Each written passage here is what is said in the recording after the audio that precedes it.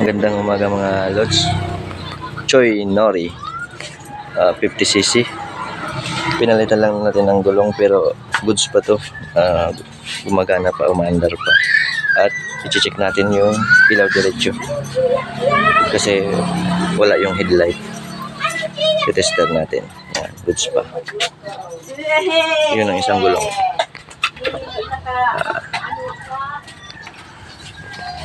Ito lang sa akin mga videos para palagi kayong updated. Simulan na natin.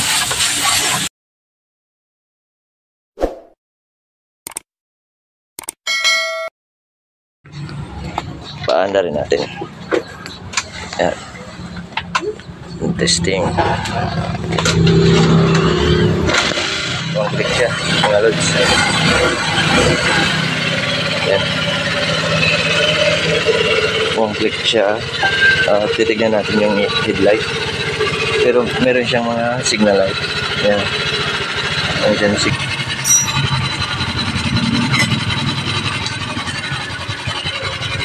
Yan. Yung headlight lang ang wala. Yun ang i-check natin.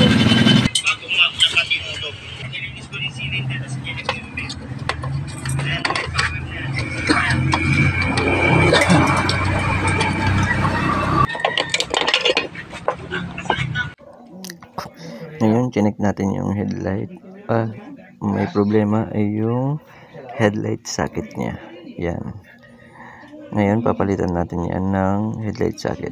Meron tong busina at meron rin siyang regulator at yung capacitor. Pinapaandar natin kasi tinisting natin yung linya patungong ilaw. Yan. All goods naman yung linya niya. Kaya, papalitan lang natin ng headlight socket para mag-function yung headlight niya. Yung low beam at high beam. Yan.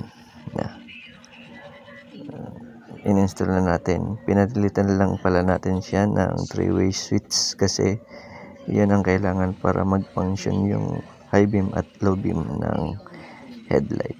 At kinabitan na natin ng headlight socket. Tinisting muna natin yan. Ang low pala niyan ay dilaw at ang high niyan na ilaw na to na dating nakalagay ditong ilaw ay ang high niya ay puti. Ngayon pinalitan na natin ng wire at kinabit natin sa dating pinagkabitan para mag-function na yung ilaw niya. In-splice natin at sindihan natin ng maigi. Yan.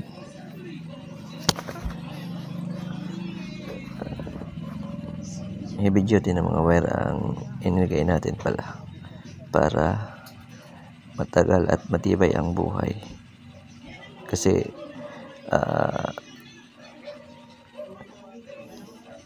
alternating current ang lumalabas dyan na voltahe. After nyan, silyuhan ng maigi ng tape para maiwasan ang short circuit at silyuhan ng maigi para magandang tignan. Yan. Silyuhan natin yan. At yung high beam. Yan. Splice natin maigi para areglado. Alright. Choi Nori nga pala to 49cc. Yan. Double check natin yung headlight socket at linagay na natin yung bulb at ititesting na natin yan. Sinalpak na natin. Yan. Alright. Yan. All goods na ang connection yan. Tinitesting na natin mga lods. Yan. Pinapanda na natin. Okay na, meron na siyang ilaw. Hello. Hi. Hi. Alright na. Okay na siya mga lods. Yan. Ginawa na lang natin ang paraan at on natin ang linya para mag-function yung ilaw niya. Okay, low ang yellow, tapos ang high puti. Ayos na. Iti-tape lang na natin. Ginawa natin ang linya para magkaroon siya sa ng ilaw. Okay yung signal light. Signal light. Okay. At headlight. High. Low. Off. Okay. Ibabalik na lang natin. Ayos man.